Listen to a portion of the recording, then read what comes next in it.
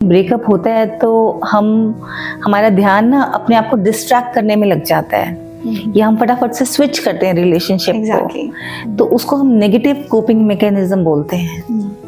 तो गौर ये करने वाली बातें हैं कि उस वक्त पर ज़रूरी ये है कि हम अपनी फिजिकल हेल्थ का, अपनी इमोशनल हेल्थ का, उसको ज़्यादा प्रायोरिटाइज करें। क्योंकि जब एक रिलेशनशिप में आते हैं आकांक्षा, तो ध्यान किसके ऊपर जाता है सबसे ज़्यादा? सामने वाले के ऊपर। और हम उस टाइम पर भूल जाते हैं कि अपना ध्यान रखना पहले ज़रूरी है। ये बिल्कुल वैसे ही है जैसे मैं कहती हूँ कि शर्ट का पहला बटन ठीक लग गया तो चांसेस हैं कि बाकी बटन ठीक लगेंगे, और अगर किसी का शर्ट का पहला बटन ठीक नहीं है तो सारे गलत। तो उम्मीद है कि फिर तो सारे के सारे ही गलत लगेंगे। So self care has to prioritise anyways.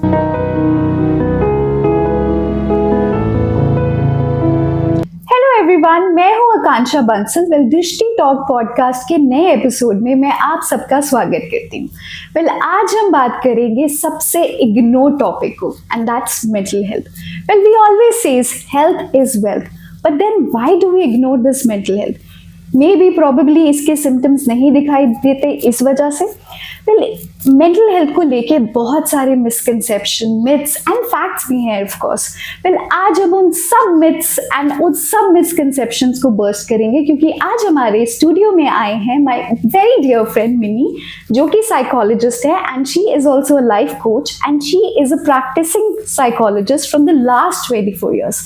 I welcome you Mini. Thank you Akanksha, I am glad to be here. Mini ji, मैं आपसे जानना चाहती हूँ कि बहुत सारे लोग कंफ्यूज हो जाते हैं बिटवीन साइकियाट्रिस्ट एंड साइकोलॉजिस्ट, तो क्या आप हमें बता पाएंगी क्या प्राइमरी डिफरेंस है between the two? Okay, a psychiatrist has done his MBBS and then post-graduation in medicines which deals in psychiatry. Okay. And a psychologist is who has done lot of studies, years of studies only about behavior and therapies. So that's the major difference. Yes. Okay. So अगर कोई इंसान बहुत ज़्यादा depressed है या उसको mental health illness है कोई, या बहुत ही लो फील कर रहा है, सो वांटेड टू नो कि उसको किसको अप्रोच करना चाहिए? Whom should he approach? Psychologist or a psychiatrist? Psychologist first. और ऐसे क्यों? पहले उनको क्यों?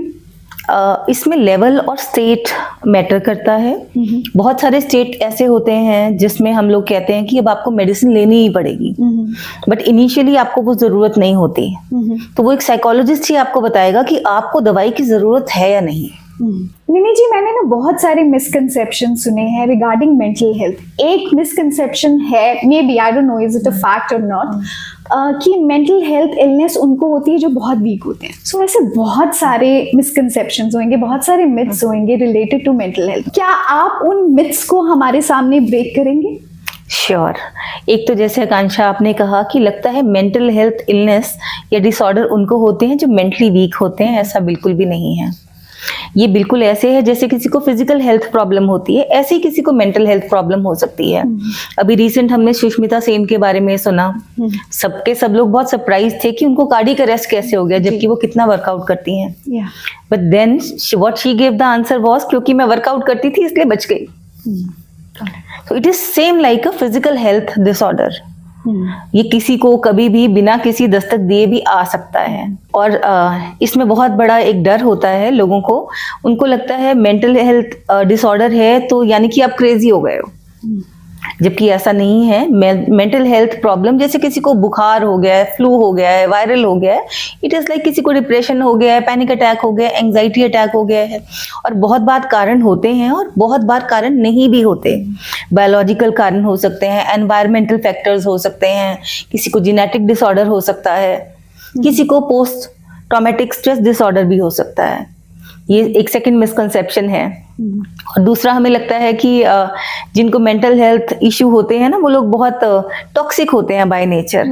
ऐसा नहीं होता, पर जब किसी को मेंटल हेल्थ इलनेस हो जाती है तो नेगेटिविटी एक साथ में उसका पार्ट है जो आ जाती है।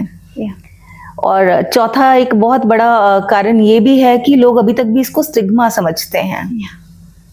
तो जिस चीज को लोग स्टिग्मा समझ लेते हैं उसके बारे में बात करना बंद कर देते हैं या बात करना नहीं चाहते, क्योंकि फियर ऑफ जजमेंट आ जाता है।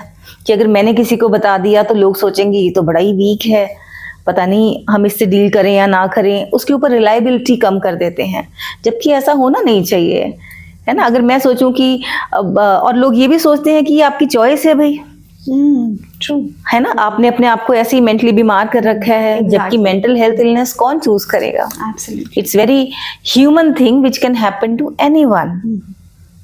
और लोगों को लगता है कि लाइफस्टाइल आप चेंज कर लो, आपके लाइफस्टाइल में प्रॉब्लम है ना, तो वहां इससे ठीक हो जाएगा, जबकि मेंटल हेल्थ इलनेस एक हेल्थ कंडीशन है। तो इसके लिए आपको एक्सपर्ट के पास जाकर प्रॉपर ट्रीटमेंट लेना है। ट्रू, और बहुत लोगों को ये भी लगता है कि अरे साइकोलॉजिस्ट क्या करेगा, वो तो सिर्फ बातें ही करता है, एब्सोल्युटली, है ना। पर मैंने बहुत टाइम पहले एक बात सुनी थी कि पात्र को ना पदार्थ को पात्र देख कर डालना चाहिए। ट्रू, मान लो अगर मुझे पैर में कहीं चोट लगी है और मैं हर रोज आकर आपको बोलूं आकांक्षा मेरे पैर में चोट लगी है, मुझे बहुत दर्द हो रहा है, एक दिन आप सुन लोगे, दूसरे दिन मैं सेम बात बोलूंगी, तीसरे दिन बोलोगी, चौथे दिन आप क्या करोगे? आप मुझे बोलोगे कि Mini please go to a doctor, true, है ना। तो मेंटल हेल्थ में होता क्या है, जब लोगों के पास अपने स्ट्रेस को वेंट आउट करना, या उनको पता ही नहीं चल रहा होता है उनको कहाँ क्या करना है, वो स्टक फील कर रहे हैं, होता क्या है, हम लोग अपने दोस्त से बात कर लेते हैं, पर वो एक्सपर्ट नहीं है, वो आपको एक नॉर्मल लेमैन का आंसर देगा, तो वो आपके काम नहीं आएगी ना। एक कोई जख्म लगा है, उस पर कोई फर्स्ट एड तो कर सकता है, बट उसको ट्रीट तो एक एक्सपर्ट कर सकता है। एग्जैक्टली, मेंटल हेल्थ इलनेस में भी सेम ऐसा ही है, जो एक एक्सपर्ट है वो प्रॉपर उसको ट्रीट करेगा, डायग्नोसिस करेगा, हील करेगा। मिनी जी, मैं आपसे जानना चाहूंगी, ये जितने भी मेंटल हेल्थ डिसऑर्डर्स हैं उसके टाइप्स क्या हैं या कैसे होते हैं ये? ओके, मेंटल हेल्थ डिसऑर्डर्स में जो सबसे ज्यादा कॉमन है सोसाइटी में, उनमें से हैं कुछ mood disorders, depression, seasonal disorders. जैसे सीजन बदलता है तो वो हर टाइम सेम सीजन पर एक पर्टिकुलर सिम्टम्स आ जाते हैं, मूड लो होना शुरू हो जाता है, फ्रस्ट्रेशंस होती हैं, इरिटेशंस होती हैं, और bipolar is there, panic attacks, anger issues can be there, and anxiety disorders are there, OCD, fears, phobias. These are the common issues which can easily treatable with the help of therapy and an expert. Mini ji, अगर कोई इंसान he is going through mental health illness and he doesn't want to talk about it, right? तो आप उनको क्या advice देना चाहेंगी कि मतलब they should seek that help? Yes, definitely.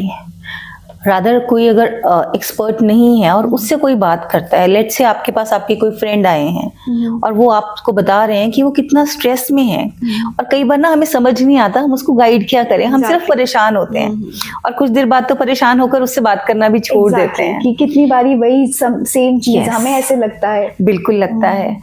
तो ऐसे में एक तो रेफर करना चाहिए कोई एक्सपर्ट का। और जैसे हम लोगों के पास डायरीज में मैं अक्सर कहती हूँ एक कॉलम होता था, फैमिली हेल्थ डॉक्टर का नंबर, ट्रू, है ना, आज भी वो कॉलम्स में एक परमानेंट कॉलम है। तो मुझे लगता है ऐसे ही एक मेंटल हेल्थ इमरजेंसी का कांटेक्ट सबके फोन में होना चाहिए, ट्रू, ताकि अगर किसी को जरूरत पड़े तो आप फटाफट से रेफर करो कि अरे भाई यहाँ जाओ, आपकी प्रॉब्लम का हल यहाँ है। और कंपैशनेट होना चाहिए, नॉन जजमेंटल होना बहुत जरूरी है। हम सब ना आज की इस दुनिया में जी रहे हैं जहाँ कहते हैं गुड वाइब्स ओनली, और हम भूल जाते हैं कि सुख और दुख एक ही चीज के पहलू हैं, हम दोनों में से किसी को माइनस नहीं कर सकते।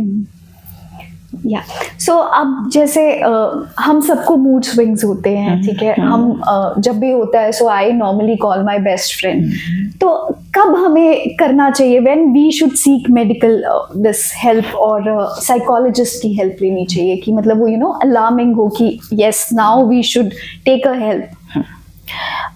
नॉर्मल और एबनॉर्मल में ना आकांक्षा सिर्फ डिग्री का फर्क होता है, और वो डिग्री क्या होती है, जब हमें लगे कि हमारी डेली एक्टिविटीज उनमें प्रॉब्लम आने लग गई है, मैं वो रोज के टास्क या बरसों से जो काम करती आ रही थी अब नहीं कर पा रही हूँ, ना मेरा दिमाग चल रहा है, ना मेरा करने को मन कर रहा है। मेरे लिए वही सिंपल टास्क जो मेरे बाएं हाथ का खेल था, अब लगता है पता नहीं कितना पहाड़ हो गया है, और अब इसका हल नहीं निकल रहा। प्रॉब्लम तो सेम है, मेरा लूप भी सेम चल रहा है, और कुछ चेंज नहीं आ रहा। Once you are there at that point, then you must know that this is the time, go and take help. So as an individual और एज अ ग्रुप हम कैसे इसके रिगार्डिंग काम कर सकते हैं mental health, that you know we should, मतलब एक ये स्टिग्मा है हमारी सोसाइटी में that we should talk openly about mental health and उसके बारे में हम कन्वर्सेशंस करें. सो आप एज अ साइकोलॉजिस्ट आप क्या सजेस्ट करेंगे? We are supposed to normalize going to a psychologist, going to a psychiatrist, going for the therapist. I would like to share one incident. I was in a co-working space, and whenever there are chances to have an open session, I used to call few of my clients there. And I remember one of my client, she came, and the owner of that space was known to her. And you know, he asked her, "Arey, aap bhi?" And she was like, "Yes, I'm a normal human being." It's a sign of a normal health. If a person is able to go to see a psychologist or a therapist, that means that is a normal sign. It has to be taken normally. मैंने ये देखा है generally, जैसे celebs भी हैं, so when they are going through that वो कभी भी बात नहीं करते. When they you know surpasses that stage then they talk openly about it. तो ये स्टिग्मा ऐसे क्यों, कि बाद में क्यों बात करनी, पहले यू नो ड्यूरिंग दैट. अगर मैं सेलेब का नाम लूँ, Deepika Padukone, when she was going through that mental health disorder या इलनेस हम बोलेंगे उसको, so she didn't talk about it. When she like जब उन्होंने कर लिया, डील कर लिया, and then now she openly talks about it. So ऐसे क्यों, ये स्टिग्मा क्यों है इतना ज्यादा related to mental health? Okay, आपने नाम लिया है दीपिका पादुकोण का, तो मैं बोलूंगी कि ये तो बहुत अप्रिशिएटेबल है एब्सोल्युटली कि उन्होंने बाद में बात की. उस दौरान क्यों नहीं बात की का रीजन है क्योंकि जो इंसान उस चीज से गुजर रहा होता है ना आकांक्षा, उसके लिए वो बहुत कॉम्प्लेक्स और टफ सिचुएशन होती है. उसको नहीं समझ में आ रही होती वो चीजें, शायद जो एक नॉर्मल इंसान के लिए समझनी बड़ी आसान है, उसको उस वक्त पर वो भी समझ नहीं आ रहा होता है. और बहुत बार जब किसी को मेंटल हेल्थ डिसऑर्डर होता है, लेट्स से किसी को पैनिक अटैक्स हो रहे हैं, तो फियर इतना बढ़ जाता है कि उसको हर चीज पे शक भी आ सकता है, हर किसी से डर लग सकता है. अब ये सेम जो हमें लाइट दिख रही है, जो आपको और मुझे शायद अभी बहुत सेम लग रही हो, नॉर्मल फील हो रही हो, उसके लिए वो बहुत स्ट्रेंज फीलिंग भी हो सकती है. सो ऐसे टाइम पर वो उस चीज के बारे में उस वक्त पर बात करे, पॉसिबिलिटी बहुत कम है. अब एक इंसान डूब रहा है, वो डूबते डूबते क्या एक्सप्लेन करेगा? बाहर आकर ही बताएगा कि मैं डूब रहा था और ये महसूस कर रहा था. सो आपके उसमें बहुत सारे लोग आते होंगे, सो आप प्लीज़ हमारे साथ कुछ you know positive experience share करें जहाँ पे लोगों ने आपसे हेल्प ली हो एंड वो you know that made a positive impact in their life. Yes. Okay, it's a very recent case of an entrepreneur woman. She came to me for her postpartum depression, That's right. and she was referred by her husband. And at the time, she was very ambitious also. She was going through her first postpartum depression, and now the second baby was about to come. So, but she came, and when we started working on it, she came out of that also, and within 3 months, she was able to go to her office, take care of another projects, and was back to her normal life. And her home, her office, everything is well managed. So that is the benefit of going to a therapist or going for a expert advice in time. सो आप break कर पाएंगे कि जैसे अगर आपके पास कोई help के लिए आता है, so what do you suggest to them, कि क्या टेक्निक्स आप उनको बताते हैं? वही बात आ जाती है कि साइकोलॉजिस्ट तो सिर्फ बात ही करेंगे, बातों में ही सब कुछ छिपा होता है. सो आप कैसे करती हैं? ओके, अगेन पहली बात तो सब कुछ इंडिविजुअलाइज्ड होता है, हर एक किसी की रिक्वायरमेंट अलग है. अभी पोस्ट पार्टम हम डिप्रेशन की बात कर रहे हैं, तो उस टाइम पर पहले तो एक लेडी को नहीं पता, जो फर्स्ट टाइम प्रेग्नेंट हुई है उसको नहीं पता कि उसकी बॉडी के साथ होने क्या वाला है. तो वो एक अलग तरह के शॉक से गुजरती है. फिर जब कोई उसको एक्सपीरियंस बताता है कि this is something normal which you are going through, और उसको डील कैसे करना है, तो एक क्वेश्चन ना तब तक कॉम्प्लेक्स है जब तक मुझे वो सॉल्व करना नहीं आया. जब मुझे वो सेम क्वेश्चन सॉल्व करना आ गया, सेकंड टाइम में doesn't feel that complex. I am very comfortable with it. So we tell the person different coping mechanisms. Problem अपने आप में प्रॉब्लम रहती नहीं जब उसको डील करना आ जाए.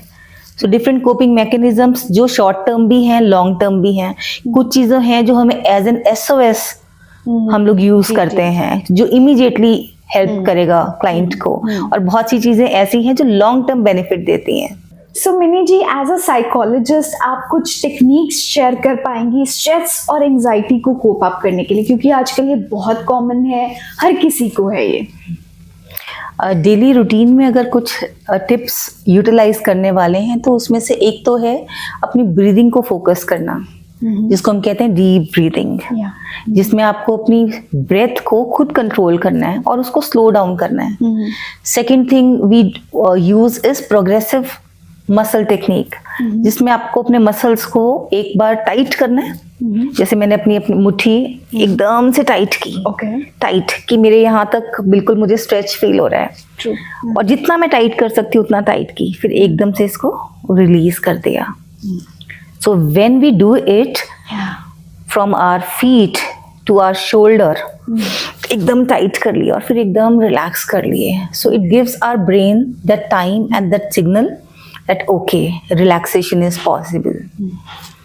और एक बहुत अच्छा तरीका ये भी है कि एक गिलास पूरा भर के पानी पी लो, तो आपके बॉडी के अंदर जो इमोशंस एकदम से अप डाउन हो रहे हैं, they are going to settle down. बैठ के आराम से, point is we are to slow down. और आज के टाइम पे तो आपको पता है भागम भाग का जमाना है, हर किसी को बस भागना है और एक साथ हमें लगता है हम 10 काम कर लें, which is not good for our brain. So it's important कि हम स्लो डाउन करना सीखें। We must understand the importance of waiting and doing nothing sometimes. It is very good. आप सोचो हम अपने स्मार्टफोन्स को क्या करते हैं, अपडेट करते हैं, रीबूट करते हैं। और अगर हमें पता है हमने अपने स्मार्टफोन्स को रीबूट नहीं किया, अपडेट नहीं किया, तो क्या होगा? हैंग होने लग जाएगा। तो हमारा ब्रेन क्या है, हमारी सारी टेक्नोलॉजी हमारे ब्रेन पर बनी है, जितनी स्मार्ट टेक्नोलॉजी है। तो अगर हम उसको रीबूट नहीं करेंगे, रिचार्ज नहीं करेंगे, अपडेट नहीं करेंगे, it can't work the normal way। So we need to slow down। We are supposed to take care of our sleep। It's very important। जो आज के टाइम पर फोन के चक्कर में बिल्कुल कहते हैं ना, सब उलट पलट हो गया है। एक टाइम तब था जब नए नए कॉल सेंटर्स का जमाना आया था, लोगों का स्लीप पैटर्न चेंज हुआ। फिर उसके बाद स्मार्टफोन्स इतने आ गए आकांक्षा कि अभी हमें लगता है कि चलो अब बेड पे बैठे हैं, अब this is my me time, और मी टाइम को हम अपने फोन के साथ एंगेज कर लेते हैं, but that is not me time.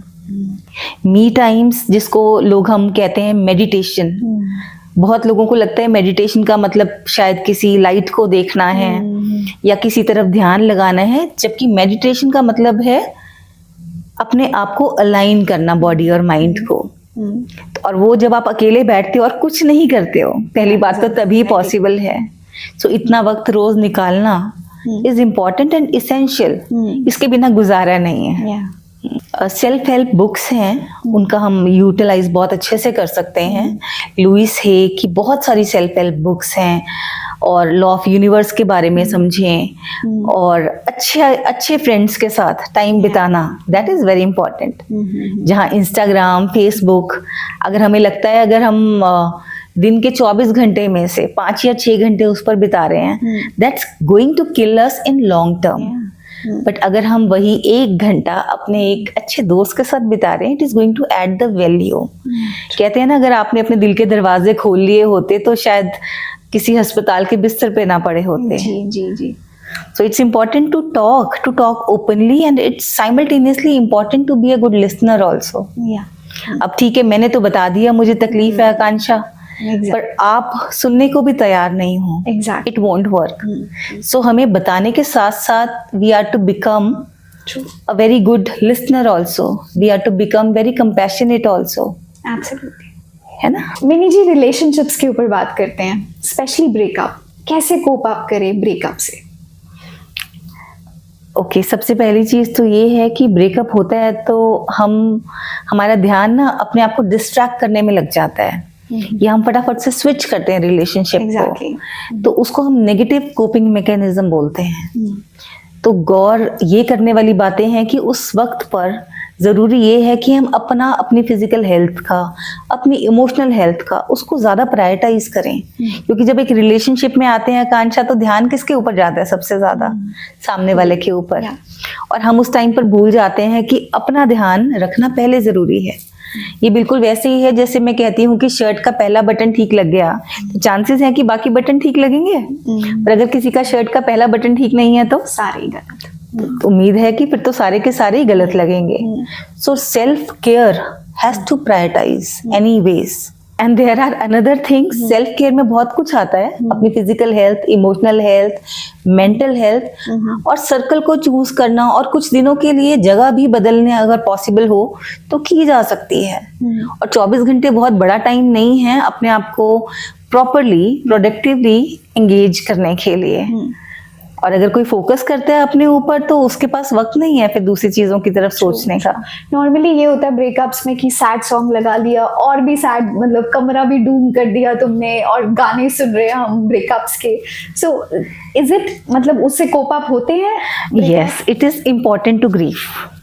Yes, अगर आपका मन कर रहा है कि आपको रोना है तो प्लीज रो। रादर किसी को रोते को बोलो मत कि नहीं नहीं नहीं रो मत, वीक हो जाओगे। Grieving is important. अगर मन कर रहा है कि कुछ दिन बैठकर, normally it nothing last forever एवर। या time heals everything. Yes, so usually तो सब कोप अप कर जाते हैं within, again depends on individual and the relationship period.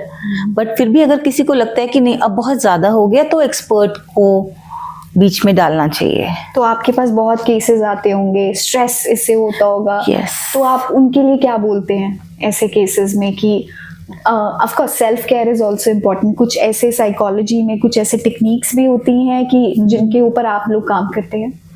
Yes, there are different therapies. हम लोग हिप्नोसिस यूज करते हैं और प्रोग्रेसिव थेरेपीज भी यूज करते हैं so that person can be hopeful in the future और उसको लेकर वो अपने आप को क्लोज ना कर ले कि अब तो मुझे रिलेशनशिप में जाना ही नहीं है ना। रिसेंटली अभी बहुत सारे केसेस आते हैं यंग लोगों के और वो ये कहते हैं कि भाई शादी नहीं करनी है हमने। क्यों? क्योंकि हमारे साथ बहुत बुरे एक्सपीरियंसेस हुए हैं। तो दैट्स अगेन क्लोजनेस। अगर हम स्पेस ऑफ फियर से कहीं भी जाएंगे तो वापस क्या मिलेगा? मोर फियरफुल सिचुएशंस। ट्रू। तो फिर वो दिल के दरवाजों को खुले रखना भी जरूरी है, दर्द को लांघ के आगे जाना भी बहुत जरूरी है।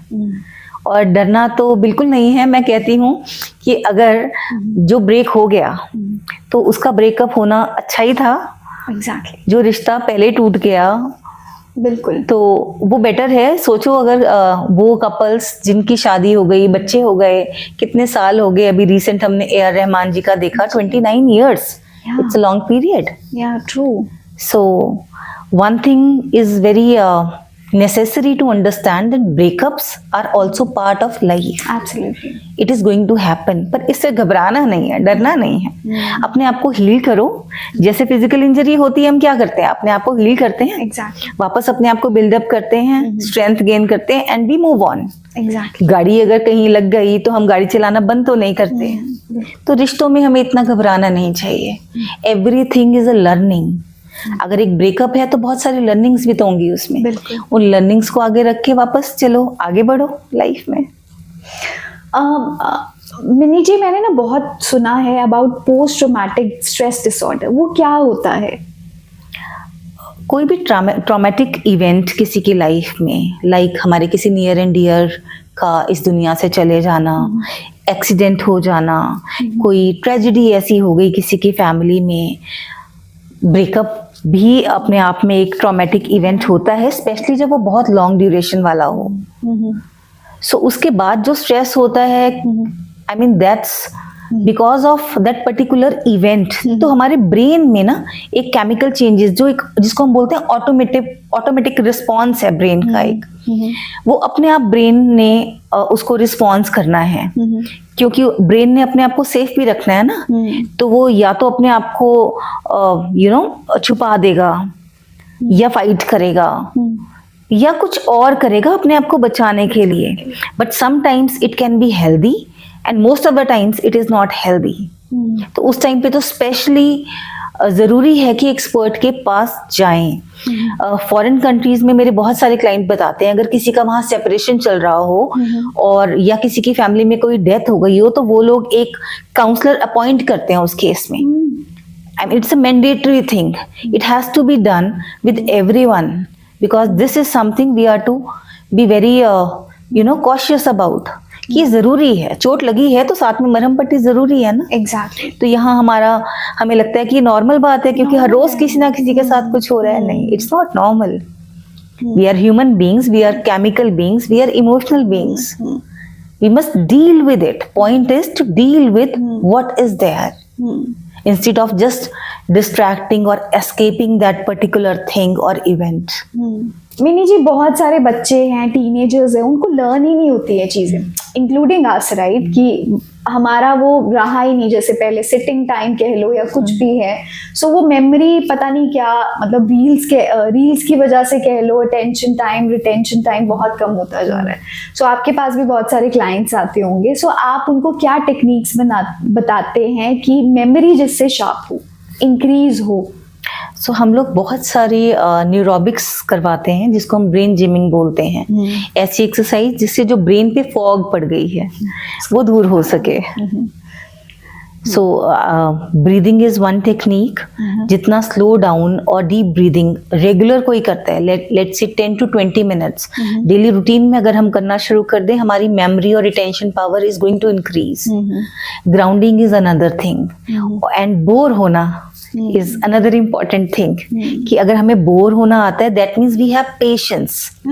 Yes, so we need to actually deliberately, consciously sometimes get bored, means do nothing, because our brain works in its own way then.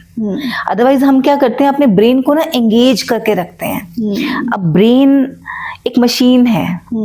Let's say आप अपनी कार को कितनी देर बिना रोके चलाओगे? एक कैपेसिटी है ना। एग्जैक्टली।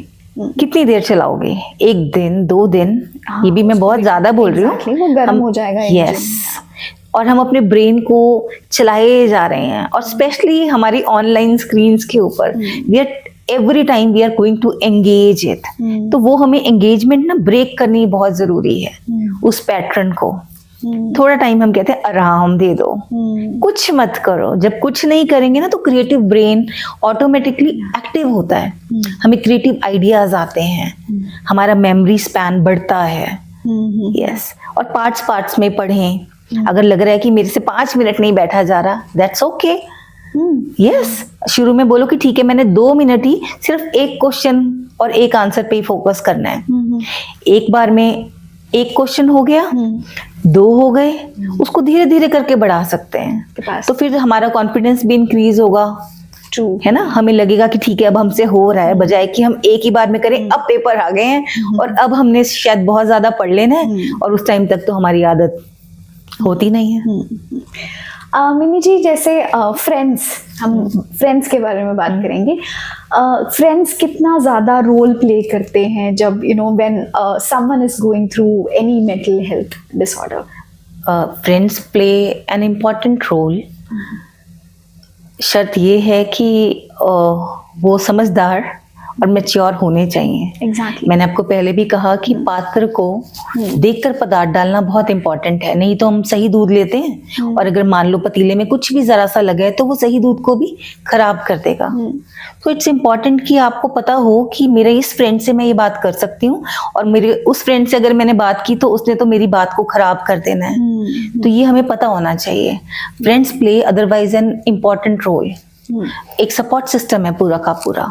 जैसे सुसाइड के केसेस आते हैं सामने, ठीक है, तो आगे उनके फ्रेंड्स बोलते हैं कि अरे बात कर लेता, बात ही नहीं करी है, क्या पता उसने बात करी हो, तुमने ना सुना हो। सो ये कैसे, मतलब ये क्या केसेस हैं और कैसे हमें डील करना चाहिए? ओके, यहाँ अगेन हमारी जजमेंट, क्योंकि हम सबको ना बहुत एक आदत है अपने आप की नॉलेज को आगे रखने की, अपने आप को बहुत सही बताने की। तो उस चक्कर में हम क्या करते हैं, बहुत बार तो सुनते ही नहीं है। तो हमें सुनना भी कैसे है, हमें वो आना चाहिए. need There's a to be a lot of good listener, work. yeah. Yes. और हम कह तो देते हैं कि सुसाइड करने वाला ना बड़ा कमजोर था. Exactly. आप सोच के देखो, अपने आप को इतना सा चाकू लगा कर तो वो देखो. सबसे ज्यादा हिम्मत वाला होगा. यस. बल्कि उसका कितना विश्वास टूट गया होगा दुनिया से, अपने दोस्तों से, और उसको कितनी डार्कनेस फील हो रही होगी. और आपने बिल्कुल ठीक कहा कि हो सकता है वो आपके पास आया हो मदद मांगने के लिए, पर आपने बोला होगा कि अरे मेरे को क्या लेना, अपने आप डील करें. अपने आप ही डील करना होता है. बहुत बार लोग ये भी सोचते हैं कि ये तो बड़ा स्ट्रांग है, ये कैसे ऐसा वीक हो गया, ये ऐसी कैसी बातें कर रहे हैं, तो हम उसको ना एक्सेप्ट ही नहीं करते. और पर हर दुखते को एक अगर कंधा मिले या कोई ध्यान से सुन ले, एक हग ही कर ले. I remember there was a client of mine, और होम विजिट यूजुअली हम लोग नहीं करते. बहुत कोई सीवियर केस हो और हमें लगे होम विजिट करना है तो हम करते हैं. तो देयर वॉज अ क्लाइंट, और वो मुझे बोला गया कि वो 1 महीने से ना घर से बाहर नहीं निकली. तो ठीक है, होम विजिट करना था, उसको जाके देखना था. और जैसे ही मैं उसके पास गई, आकांक्षा, जैसे मैंने उससे पूछा कि आप कैसे हो, बहुत फूट फूट के रोई. और मुझे कहती है, मुझसे कितना वक्त हो गया, अरसा हो गया, मुझसे किसी ने पूछा ही नहीं आप कैसे हो. बल्कि मेरी जो बहनें हैं वो मुझे कहते हैं कि तुम मर क्यों नहीं जाती. क्योंकि बाकियों के लिए उसको डील करना, क्योंकि उनको समझ नहीं आ रहा था ना उसकी परेशानी को हल कैसे करें. किसी को ये नहीं आया, मतलब किसी तीसरे पर्सन ने उनको बोला कि ठीक है, एक साइकोलॉजिस्ट की आपको हेल्प लेनी है, but they were not aware about कि उनको जाना कहाँ है. तो वो डील नहीं कर पा रहे थे, तो उनको वो बोझा लगने लग गई थी. And they stopped caring about her. तो जाकर मैंने उसकी वो बेडशीट चेंज करवाई, उसको नहाने के लिए बोला, and it was really not good. So यहाँ पे तो family plays an important role then. मतलब अगर कोई इसके मेंटल हेल्थ इलनेस की उससे जा रहा है तो फैमिली तो इम्पोर्टेंट, मतलब फैमिली को आगे आना चाहिए. आना तो चाहिए आकांक्षा, पर बहुत बार ना हम लोग खुद ही इतने स्ट्रांग नहीं होते कि हम किसी की और प्रॉब्लम्स को डील कर पाएं. तो फैमिली मेंबर में भी अगर लोग उतने रेजिलिएंट नहीं हैं तो वो कैसे डील करेंगे. हाँ, मतलब जो मदर्स हैं, पेरेंट्स को बेसिकली लगता है अरे क्या हो गया, तू ऐसे डिप्रेस क्यों बैठी है, जा बाहर घूमा. उनको भी नहीं पता होती, उनको पता नहीं होता. तो हमें उनको बेनिफिट ऑफ डाउट दे देना चाहिए कि उनको पता नहीं है, उनको समझ नहीं आ रहा. हाँ, आई मीन हमें ओपन भी बात करनी चाहिए अपने पेरेंट्स के साथ में, बैठना चाहिए. पता नहीं वो मिस हो गई हैं चीजें आजकल की जेनजी जनरेशन में. वो नहीं है कि साथ में आप पेरेंट्स से अपॉइंटमेंट लेनी पड़ती है मिलने के लिए. So that is still okay, क्योंकि अब लाइफस्टाइल और टाइम चेंज हो गया है. टेक्नोलॉजी के साथ लोग ज़्यादा इन्वॉल्व हो गए हैं. अब technology is not the issue, but अगर वही है कि कोई प्रॉब्लम आ रही है, हमें ये पता हो डील कैसे करना है, तो उसके लिए आगे बढ़ो. उससे ज़्यादा कोई बड़ी बात नहीं है. क्योंकि हर एक के पास हर किसी चीज़ का सोल्यूशन नहीं है, और गूगल पे सब कुछ नहीं होता. अवेलेबल नहीं. सो जैसे आप साइकोलॉजिस्ट हैं, तो हम जानना चाहेंगे आपने कौन सी डिग्री करी थी और क्या करियर्स हैं, लाइक जो हमारे व्यूअर्स हैं जो आगे बढ़ना चाहते हैं, जो बच्चे हैं, तो क्या उनको करना चाहिए और आगे क्या जॉब्स हैं related to psychology. I have done my honors in psychology, then my masters in psychology. Afterwards, one can go for MPhil and PhD also in psychology. और ये बहुत डिपेंड करता है इंडिविजुअल टू इंडिविजुअल. बहुत लोग practice में आना चाहते हैं और बहुत लोग टीचिंग में जाना चाहते हैं. Career counselling, child development, industrial, corporate, there are many rather unlimited branches of psychology in which person can go. India में स्कोप थोड़ा कम है, लोग ज्यादातर स्कूल या हॉस्पिटल में लिमिटेड हैं. बट जबकि ये वाला जो टाइम है, एरा है, इसमें बहुत स्कोप है, क्योंकि हर जगह ह्यूमन साइकोलॉजी पे काम करना जरूरी है. सो स्कोप की कोई कमी नहीं है. If you are into do practice, then I mean sky is the limit for it. अपनी इंडिविजुअल प्रैक्टिस भी कोई कर सकता है. यस, उसके लिए आपको एक्सपीरियंस और अपना कॉन्फिडेंस बहुत जरूरी है. मैं बहुत क्लियर थी कि मुझे स्कूल में नहीं जाना प्रैक्टिस के लिए, मुझे हॉस्पिटल एनवायरनमेंट में नहीं जाना. तो मैं क्लियर थी कि मुझे अपनी प्रैक्टिस करनी है. नहीं, पर जो स्कूल में जो विनी जी जो साइकोलॉजिस्ट होते हैं, वो मतलब बस नाम के लिए होते हैं या सच में मतलब आजकल they इसके ऊपर are. थोड़ा इम्पोर्टेंस दिया जा रहा है स्कूल उसमें प्रीमिसेस में? जहाँ पर तो साइकोलॉजी बैकग्राउंड से कोई है, they can do that work, but कई बार क्या करते हैं, I must not say that कि just to fill that thing वो एक टीचर को कहते हैं आप ये वाला रोल भी प्ले कर लेना। Exactly. ये नहीं होना चाहिए। वो मे बी सीबीएसई की कुछ करिकुलम में होगा, yes, guidelines are already there कि हर स्कूल में एक Psychologist. साइकोलॉजिस्ट होना चाहिए। रादर मुझे लगता है हर डिपार्टमेंट में एक साइकोलॉजिस्ट होना चाहिए। यस। आपने एक मिथ बोला कि मेंटल हेल्थ तो उन पागल होते हैं, मतलब जिनको होता है। सो क्या ये सच है, मतलब कि ये सिर्फ पागल लोगों के लिए है, या मतलब इसमें क्या है सच्चाई? ओके, ये बहुत बड़ा मिसकंसेप्शन है कि जो पागल हैं या क्रेजी हैं वो थेरेपी के लिए, काउंसलिंग के लिए जाते हैं, वो अपने आप में कैपेबल नहीं है। ऐसा नहीं है। People who are inclined towards their own growth, who wants to achieve more in lesser time, they go for therapy, they go for life coaching, they go for counseling and guidance. वो बोलते हैं ना, over thinking में हम कुछ ज्यादा अपने आप को हर्ट कर लेते हैं। सो ओवर थिंकिंग के लिए आप कुछ ऐसी टेक्निक्स बताएंगे हमारे लिए कि हम ओवर थिंक ना करें? ओवर थिंकिंग तब होती है जब हम अपने माइंड के अंदर ही ड्वेल करना शुरू कर देते हैं। और माइंड में ड्वेल करने की निशानी क्या है, या हमारा वो थॉट हमारे पास्ट से रिलेटेड होगा या फ्यूचर से रिलेटेड होगा। पास्ट से रिलेटेड होगा तो वो हमें पेन फील करा सकता है, हमें इमोशनली पेन हो सकती है। और फ्यूचर से रिलेटेड होगा तो एंजाइटी होगी, और उससे रिलेटेड हमें और थॉट्स आते जाएंगे। ऐसा हो गया तो क्या होगा, वैसा हो गया तो क्या होगा। ज्यादा उसमें हर्ट फील होता है। Yes. इतना तो होता भी नहीं रियलिटी में एक्चुअली, पर हम अपने माइंड में उसको क्रिएट कर लेते हैं। और माइंड ना बहुत पावरफुल है। आप जिस तरफ अपनी एनर्जी को डाल दोगे उसी तरफ वो ग्रो भी कर जाता है। वो चीजें सच भी हो जाती हैं। हाँ जी, ये तो इसीलिए तो शुरू से बोला जाता है ना कि पॉजिटिव देखो, पॉजिटिव सुनो, पॉजिटिव बोलो, इसकी बड़ी इंपॉर्टेंस है। तो कई बार अगर हमें लगे कि हम ऐसे किसी लूप में फंस गए हैं, तो जानबूझकर प्रेजेंट में, जैसे आप और मैं अभी यहाँ बैठे हैं, this is the present moment, all the power is there in this present moment. So we are suppose to focus on present things. हमारे आसपास की दीवारों का कलर क्या है, अरे मैं कैसे सोफे पे बैठी हूँ, आकांक्षा तुमने कितनी अच्छी ये ग्रीन कलर का टॉप पहना है ना, ये आसपास मेरे, अरे वाह क्या खाना बनाया है। I am totally in present. ये मैं जानबूझकर अपने आप को प्रेजेंट में लाई हूँ। और कई बार एक हमारे माइंड में थॉट है कि आता है ना कि अरे ये मैं हैंडल ही नहीं कर पाऊंगी, ये मैं हैंडल ही नहीं कर पाऊंगी।